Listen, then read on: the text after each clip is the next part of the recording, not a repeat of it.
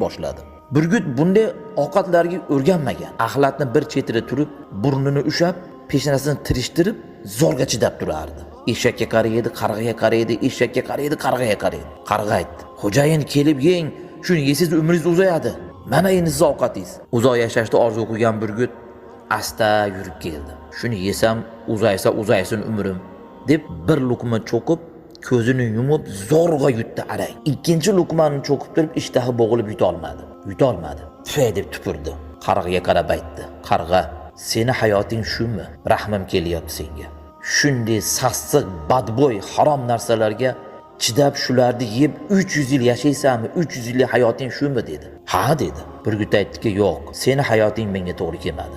300 yil harom yeb 300 yil yashagandan halol, pokiza, svejisini yeb 30 yil yashaganim ma'qul ekan" dedi. "Sen hayoting menga to'g'ri kelmadi.